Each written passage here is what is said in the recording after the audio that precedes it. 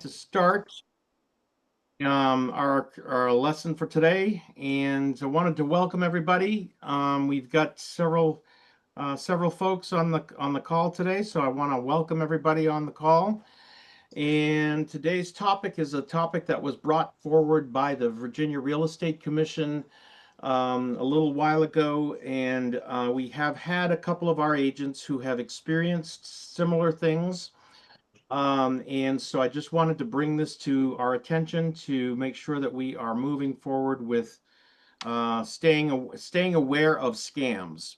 So the Virginia Department of Professional and Occupational Regulation, it's the Real Estate Commission, is aware of incidents in neighboring states and also in Virginia involving fraudulent sellers and buyers attempting to sell or buy property they don't own.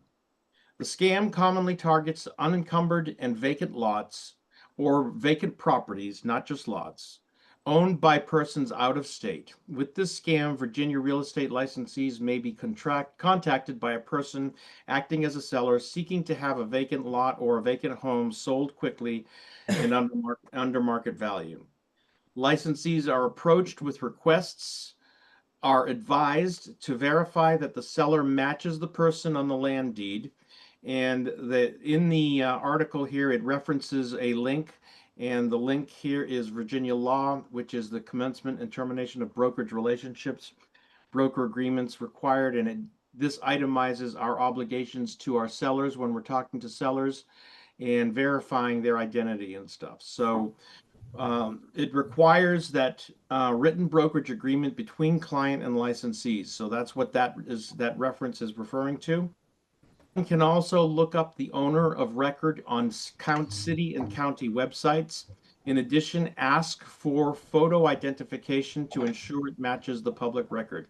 So one of the other things that we are experiencing is that sometimes we're getting approached by people demanding only to communicate on WhatsApp or other different means like that. If they're not willing to be flexible in opening up their means of communication to normal and traditional ways of communicating and only insisting on one way, that might be a red flag. So some other red flags are the buyer and seller is traveling, on vacation, sometimes abroad, claims they cannot meet in person and must do everything by email or through these other apps. That's a warning sign. The seller has a family emergency and needs a quick cash sale and will accept substantially less than full price if they can close in a very short time. That's another red flag. The email address or phone numbers are from another country. Of course, there are legitimate buyers and sellers who live overseas, but this does raise a flag that should be checked. The photo IDs, such as driver's licenses or passports, are barely legible.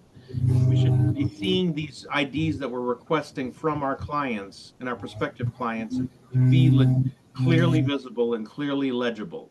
The seller does not require an earnest money deposit or low earnest money deposit combined with a quick closing in order to obtain quick proceeds before a scam is discovered. The buyer and seller makes constant excuses and is not able to perform the terms of the contract or is not returning paperwork.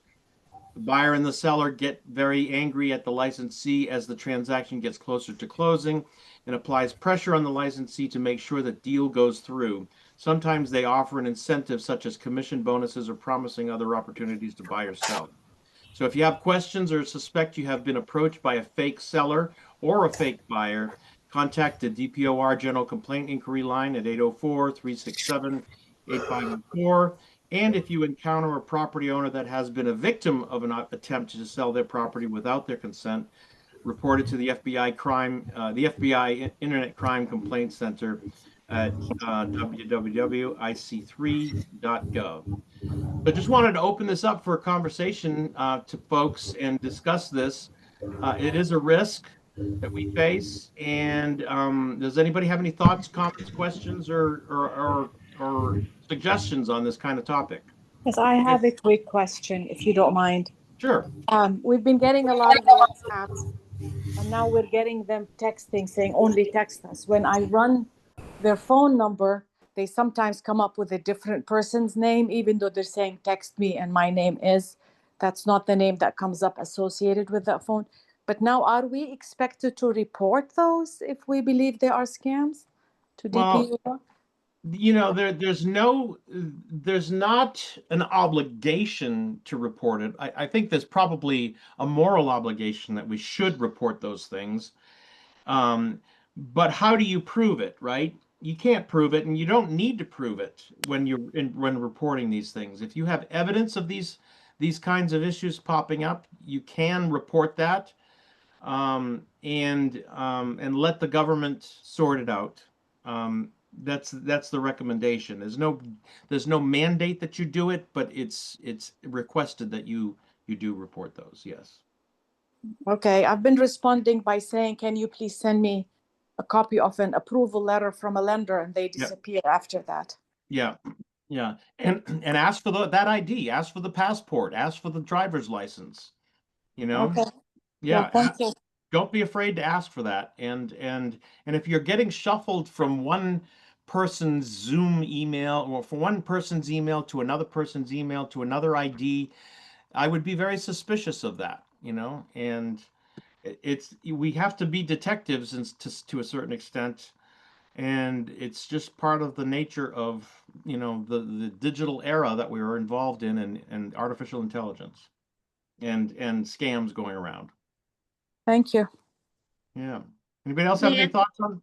yeah, Dan, this is Nan. I'm really glad you brought up the WhatsApp because I had a couple of those people interested, like buyers, that only wanted to communicate through WhatsApp. And I said, I don't communicate business through WhatsApp. If you want to contact me through my, Remax distinctive email, be more than happy to help you. Because Yeah. there's no tracing, there's no tracking of anything with the WhatsApp. So I just say outright, I won't do business through WhatsApp. There are legitimate people who will use WhatsApp. That's the problem with having that kind of policy. If you're going to not if you're going to refuse to deal with WhatsApp people, you may be refusing to deal with a true legitimate client. The problem is trying to figure out which one is real and which one is not, right? Right, So, right. I would encourage you to be suspicious, but not hard fast on it. And there should be a variety of tools. Having them be flexible to do Zoom meetings. There's no reason why somebody shouldn't be able. If they can do WhatsApp, they can do Zoom. If they can do send things by FaceTime, that's another opportunity, or other things like that. Yep. Usually if you just say you need to speak to them in person, that's the end of it. They Yeah. don't want to. So Yeah.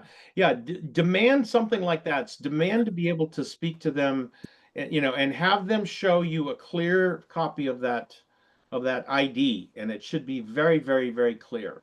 Okay. Yeah. Hey, Dan, this is James Bear. I have something about that. I definitely get a lot of these. We all do.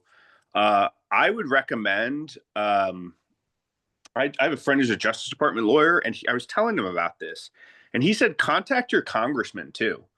The FCC over the last decade has loosened all these rules to allow all these texts from overseas or through VPNs and things like that to allow this to happen. And he said putting pressure on a congressman, telling people more and more people are getting scammed, especially elderly people. We see this stuff a lot, and it's getting more and more sophisticated. Elderly people are falling for this left and right. Yep. AI is going to cook their brains. Yeah.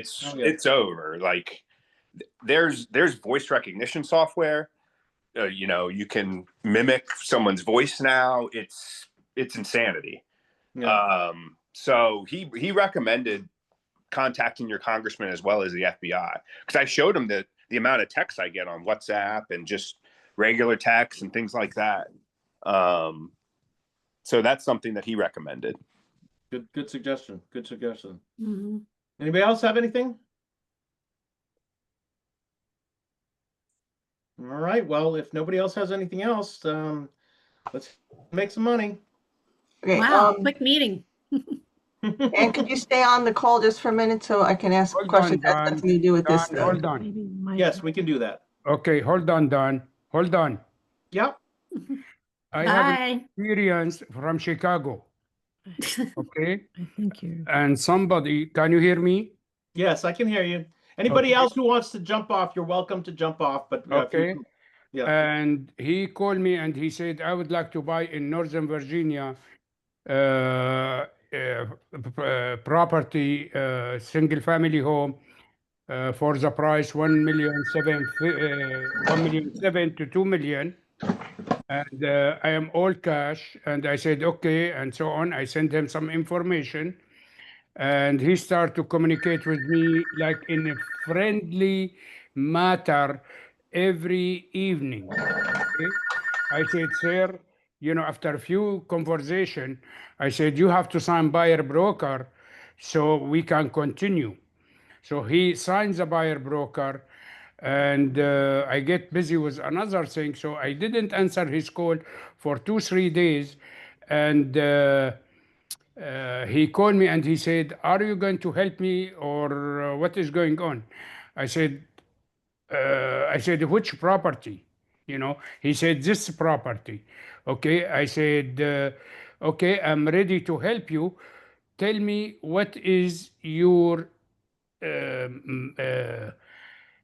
roadmap? When are you coming to our area? And since I said this, he disappeared. So I have his phone number, I have his email. I tried to check him online, to see who is who. I wasn't really convinced about him. Is it any way we can check somebody through his email? Yeah. Because What you're talking about is called skip tracing.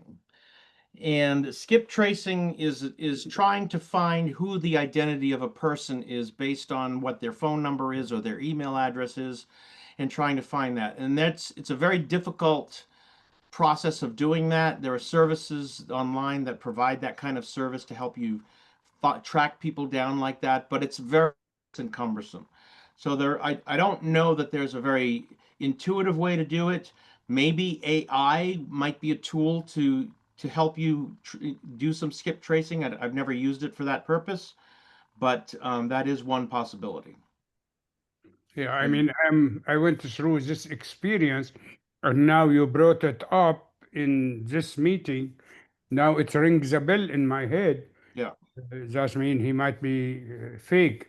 yeah, yeah, Yeah, yeah. yeah. Okay, Don. Thank you very Yep. much. Did Yep. you Did guys somebody else just see Kevin Carter's response? No, I did not see it. What did he say? He said to use the Forewarn app that Yeah. MBR. Yep, that's true. That is Use true. Forewarn.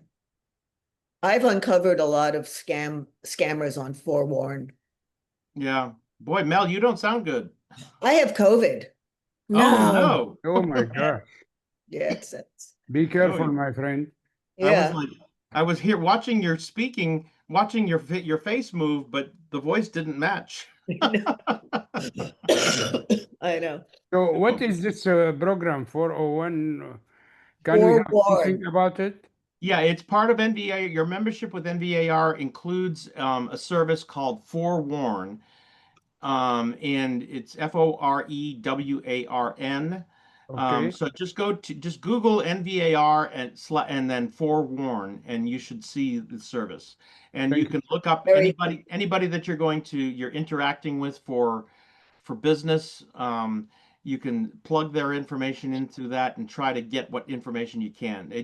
It's designed to make sure that you're dealing with people like for buyers agents especially, or agents who are working with a lot of buyers who are going out to properties to meet somebody and want to make sure that this is not going to be some kind of a hostile encounter. That's what Thank it was designed for, but it can be used for a lot of other purposes like that. Kevin Thank you. just responded at the bottom, www.forewarn.com. Yeah. And Thank you. you're provided with that service from NVAR. Thank you, sir. Thank you, everybody. Thank you. Adios. Anybody else have anything? No, not today. All righty. Feel better, Thank you. Mel. Yeah, thank you. Mhm. Bye, Bye. guys. Bye-bye. Bye.